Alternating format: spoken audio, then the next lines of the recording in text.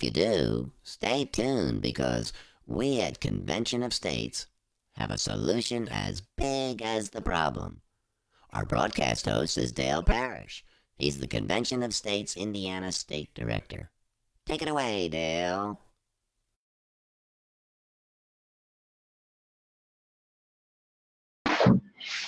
Well, good evening, everyone, and thank you, Maringo Mike, for that introduction. My name is Dale Parrish. I am the State Director for Convention of States here in Indiana. I want to welcome you to our broadcast this evening. We've had to make a few changes in the broadcast because of some technical difficulties that we ran into, but let me go through the different segments of the broadcast, and I'll explain as we go along here. Now, the first segment of every broadcast, we include a topic of discussion. And tonight's topic was supposed to be the first in a series of interviews with Convention of States regional directors. Well, we ran into some difficulties during rehearsal this past week, that's why we do rehearsals, is to discover these types of technological problems or other problems.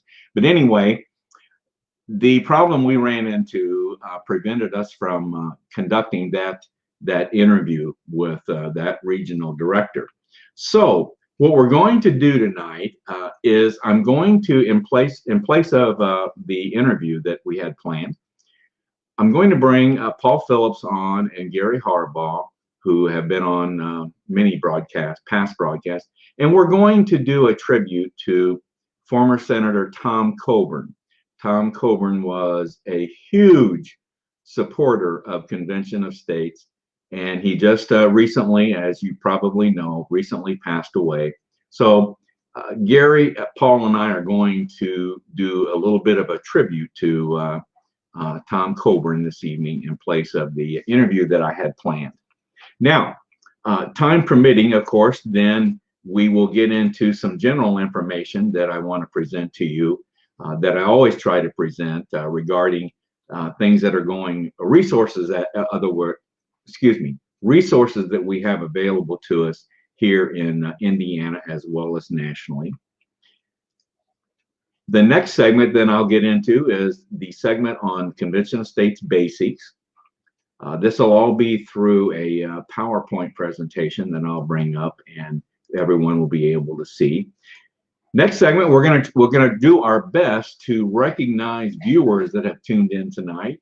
And if you are a viewer and would like to ask a question or make a comment, please do so in the chat area. Keep it brief, as I'm limited as to the number of characters that I can put up on the screen, but I'll certainly try my best to recognize you.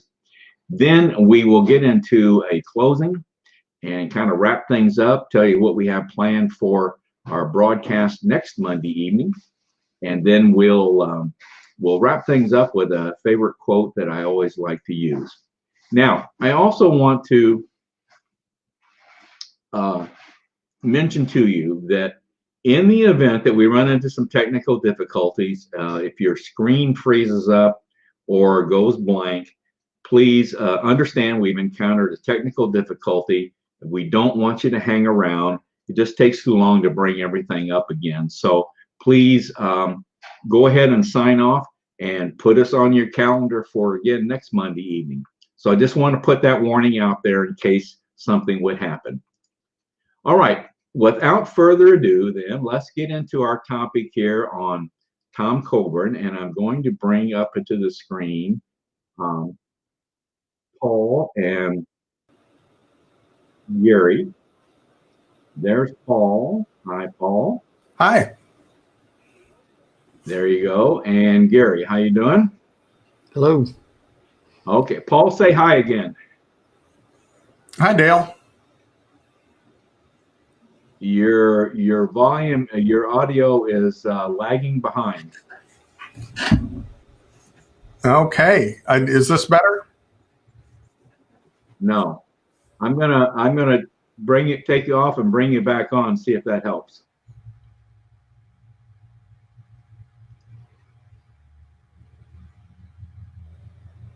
Okay, is that say something now? Am I synced up now? Yeah, I think you're synced up better, much better. All right. I hate it when you're out of sync, Paul. We just can't have that, you know? Yeah, it probably looks like a foreign dubbed movie. All right, guys, let's get into talking about Tom Coburn. And let me bring up a picture that I wanted to bring up on him that I thought was so good. That's a picture, that's an earlier picture of Tom. But we're going to, Paul and Gary and I are going to kind of go over some highlights on Tom Coburn. Like I said, he was a super advocate for Convention of States. So I'm going to first, I'm going to talk a bit about Tom's background. Now, Tom was born in Casper, Wyoming in 1948. His father was an optician at the time. Tom eventually graduated from Oklahoma State University with a BS in accounting. And I was not aware of that. He studied to become an accountant. And I thought that was kind of strange.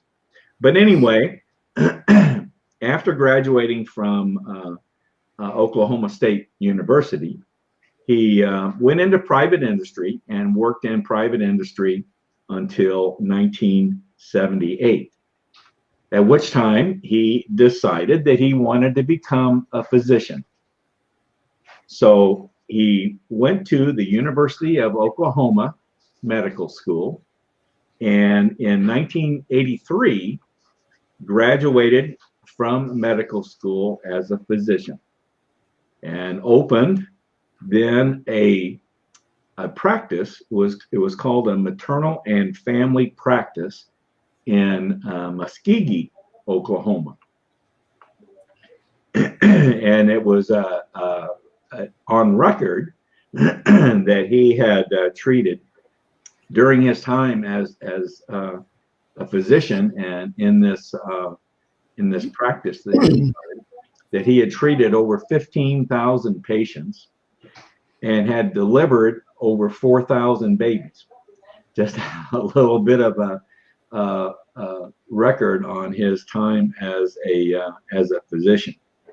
Well, in 1994, he decided to get into politics, and he was elected to the House of Representatives. In 1994, he was part of that big Republican sweep in 1994, where the House of Representatives went to the Republicans. Newt Gingrich became the Speaker of the House, and so he was all part of that. And like I said, in 1994, he became a representative. And one of the things that he pledged at the time, and he was well known for these pledges, but he pledged as a representative, he pledged that he would serve no more than 3 terms. And sure enough, he stuck with that. And after 3 terms, he left the House. Now, Paul, I think you've got, during this period, I think you had something that you wanted to mention about his time as in the House of Representatives, right? So, first of all, though, when he was elected in 1994, he was the first Republican to represent that congressional district since 1921. Wow. So it was pretty amazing that he was elected from that district. But as you mentioned, Dale, he was part of this group that was swept in when the Republicans took control of the Congress for the first time in 40 years. And a cornerstone of that was the contract with America. You may remember that. Right. Championed by the eventual House Speaker Newt Gingrich. But Tom had earned a reputation as a real maverick. He often would butt heads with Newt Gingrich and some of the establishment Republicans over his concerns that caucus was moving away from the contract with America towards more of a political center. So it's obvious he was a man of great principle and would stick to his principles. Good. Yes, I remember that. Yes. Now, like I said, he pledged to serve no more than 3 terms, and he did that. Then he decided to run for the Senate, become a U.S. Senator. So in 2004, he was elected to the Senate, and once again made the pledge that he would serve no more than 2 terms, and that's exactly what he did. So, did you have anything, Paul, with regard to his term in the Senate? Yeah, in the Senate, he gained the nickname Dr. No, penchant for saying no to earmarks and unnecessary spending. And he would often use a device in the Senate rules called a Senate hold privilege, where any one member could prevent a bill from being voted on. And he used that quite often. And it got to the point where Senate Majority Leader Harry Reid put together a bill called the Advancing America's Priorities Act. And that bill was actually a conglomeration of 35 different bills that Tom had prevented from being voted on because of the wasteful spending. And the Democrats nicknamed that bill the Tomnibus bill. The nice ending to the story is that bill failed to cloture vote and was never voted on. Yes, I remember Tom and his he was so strong on wasteful spending, and I remember that very well. Well, okay, so he retired from the Senate in 2016, and it was at that point in time that he came into, or thereabouts, I should say, he got involved in Convention of States. And Gary, you want to tell us a little bit about Tom's time in Convention of States?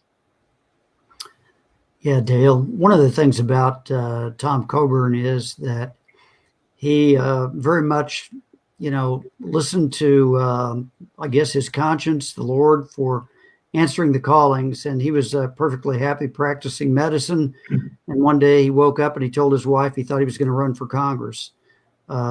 Served 3 terms, went back to the Senate, or went back to practicing medicine, and then decided that it was time to run for the Senate. He felt called to do that. And after 10 years in the Senate, he became convinced that elected officials were never going to fix what was fundamentally wrong with America. And he announced on television that he was resigning his seat from the Senate, and announced that he was going to work full-time for the Convention of States Project. And interestingly enough, the president of the Convention of States Project was listening to the television and had no idea that that was going to be announced, or that Tom planned to come to work for Convention of States. And I say come to work not as an employee, but as a volunteer, because Tom had become convinced by his experience that people in Congress and in the administration act in their own self-interest. They recklessly spend money for their own interest and the party interest, and they do not have the interests of the American people at heart. And he believed that the Convention of States really has the interests of America at heart.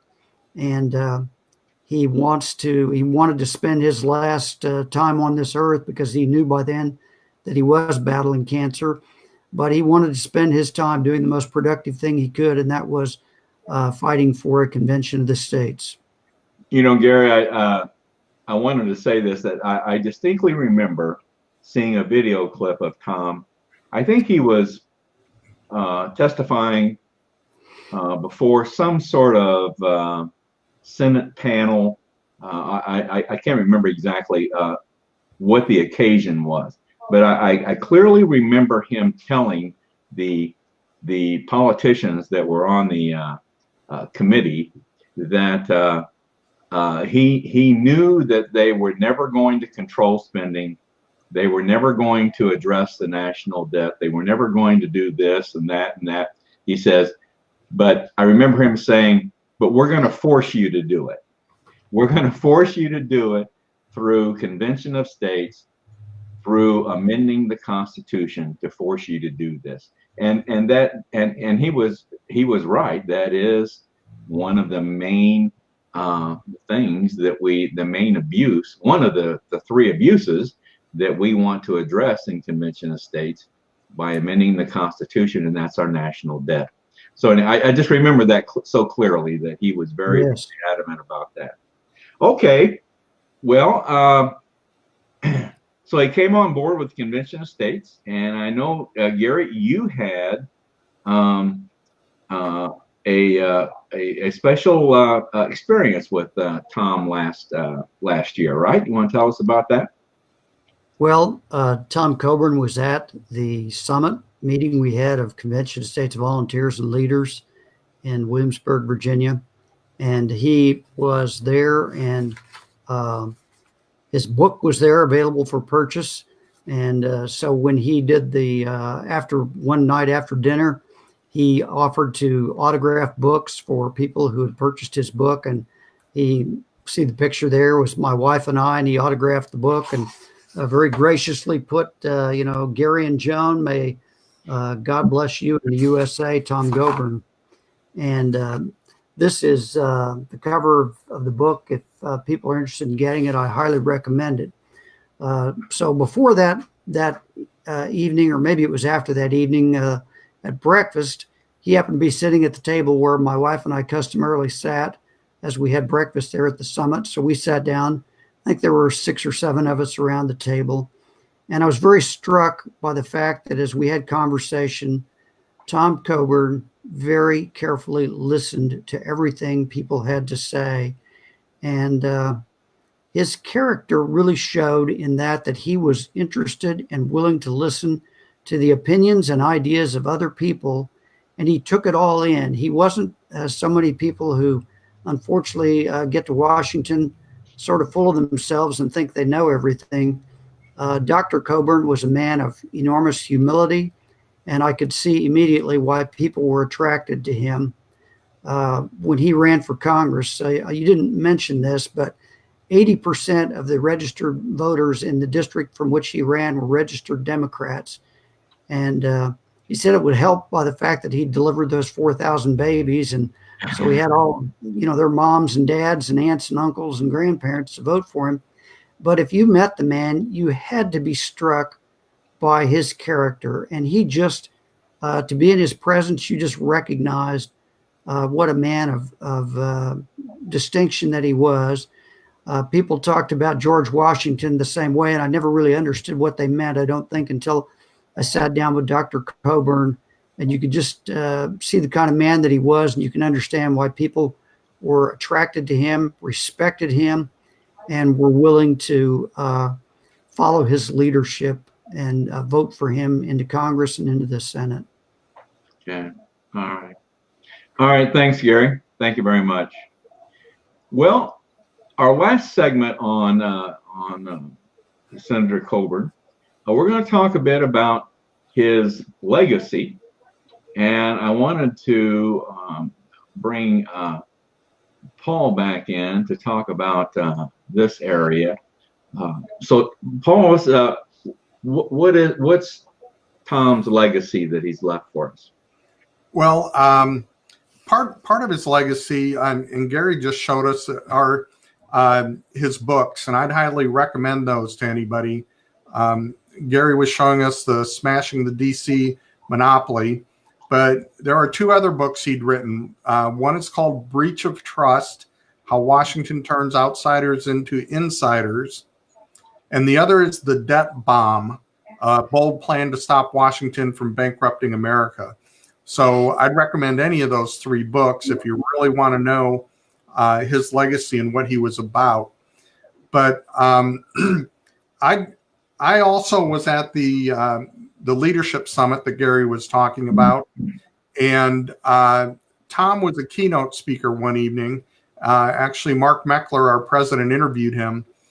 And this quote is how Tom closed that interview. He said, "I believe this country can cheat history.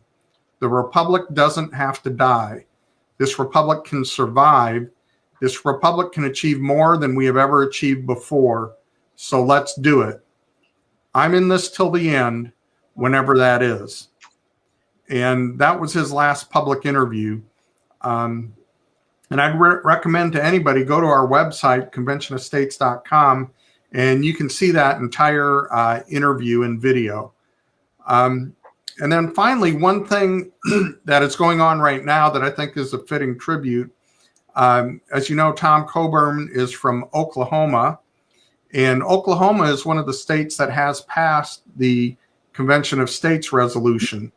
However, when they passed it, it included a sunset clause where it would expire in 2023. Well, this year, our team is working a new resolution through the Oklahoma legislature, SJR 41. And about a month ago, that bill was renamed the United States Senator Tom Coburn Resolution of 2020.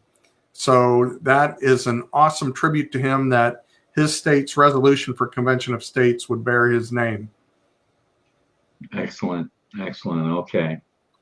Well, may you rest in peace. And he certainly did a lot for Convention of States. Do either of you know, did he come in 2016 when we passed the resolution here in Indiana? Did he make an appearance here on that? I can't remember. I know that he had phone conversations with some of our legislators. Did he? Okay. Yeah. Okay. I couldn't remember that for sure.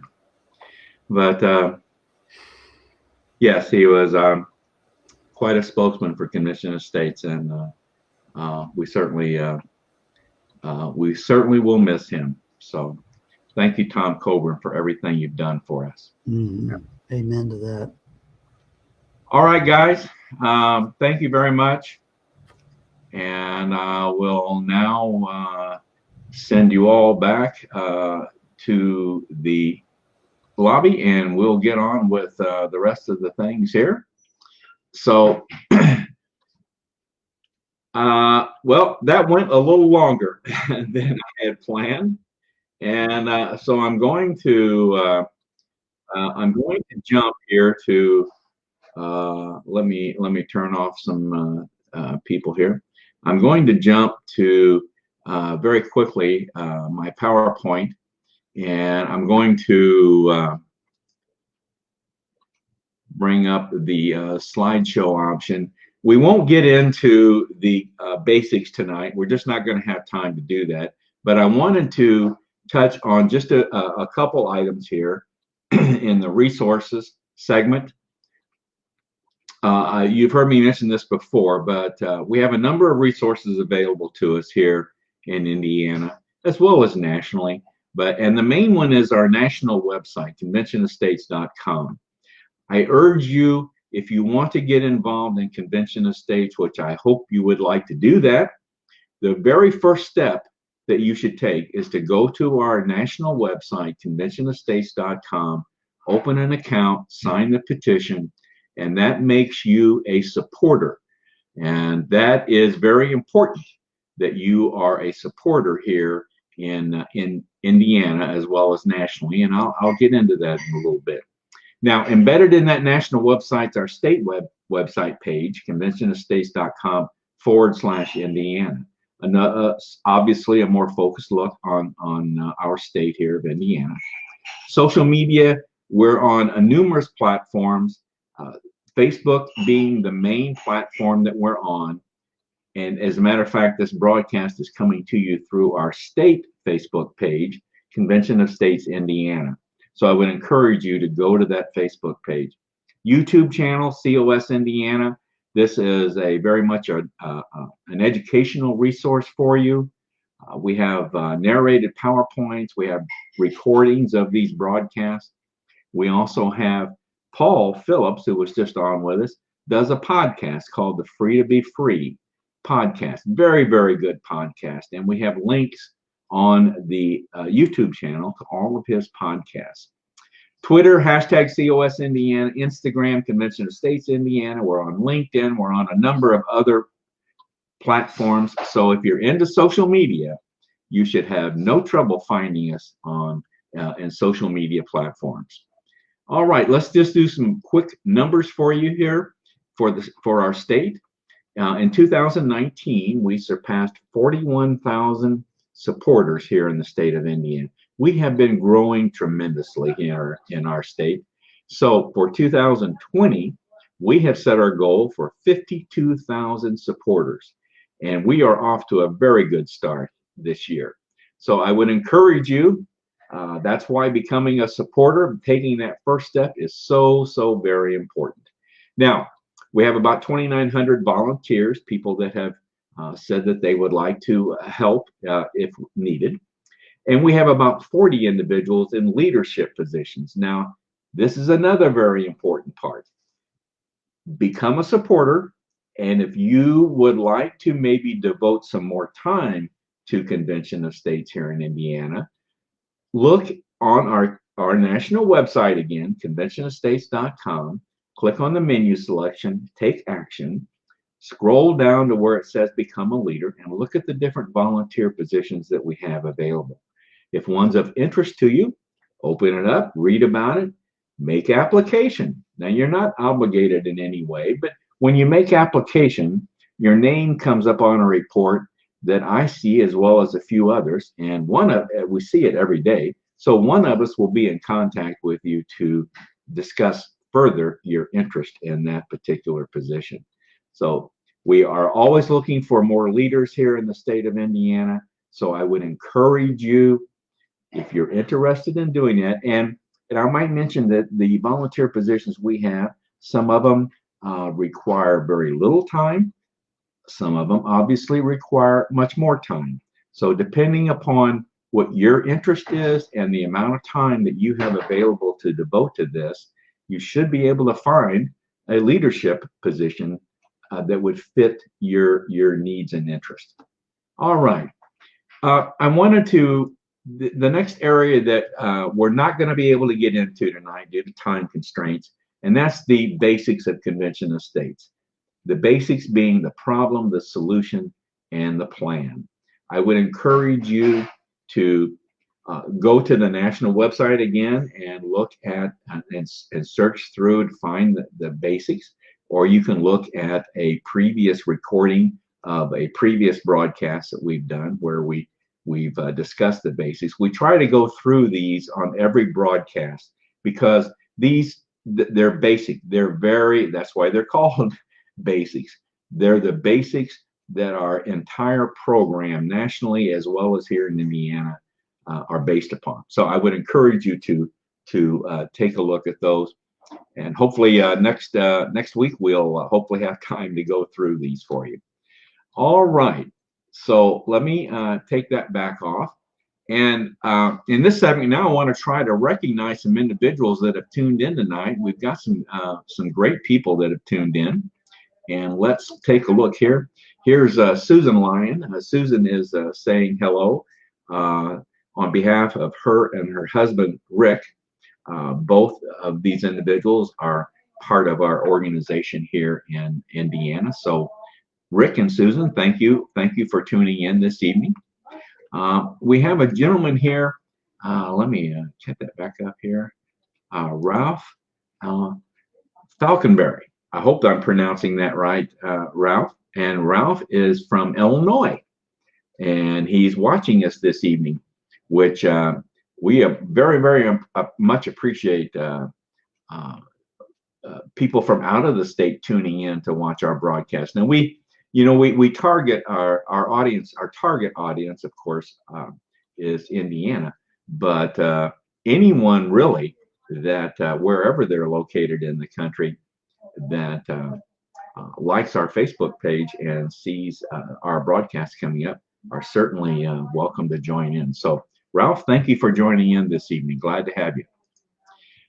Here's another gentleman that Jerry Rowe. Jerry's one of our systems information analysts here in the part of our organization. So Jerry is tuning in to say hi to everyone. And Jerry, I see you have other comments here, but they're too long for me to get on. Thanks for tuning in, Jerry. Appreciate it. All right, folks, let's now get into and let's wrap things up for the evening here. I'm running very close on time. We try to keep our broadcast to the 30-minute mark, just for the sake of time. So we're right at that mark to this evening. So I always like to close with a quote that our president, Mark Meckler, likes. And the quote is basically something like, you know, there's a fundamental question facing our country today. And that question is not what should we do? The question is who decides? Yes, the question facing us is a two-word question, very simply, who decides? We in Convention of States, we believe that we, the people, should play a bigger role in making major decisions in our country. So that's what we want to see happen, and we want to see that happen through a Convention of States for the purpose of amending the Constitution. So that's what we're all about. So folks, thank you for joining in tonight. Once again, if you're interested in getting involved in Convention of States, go to that national website, conventionofstates.com, and click on the menu selection, take action, and go down and look at those volunteer opportunities that we have available for you. But if nothing else, go to the website, open an account, sign the petition, and become a supporter. We would love to have you involved with us. So good night, everyone. Be sure to check in with us next Monday evening. We're going to once again try to have on one of our regional directors. We had the original plan was to devote the whole month of April to interviewing our different regional directors that we have in Convention of States. So we're going to, we didn't make it tonight, but we're going to try again next Monday evening and have another one of our regional directors on. I think you'll find it very interesting as to what they're doing and having to do and the challenges that they're facing in Convention of States for their particular region of the country. So good night, everyone. Have a good evening. Thank you very much for tuning in. Good night.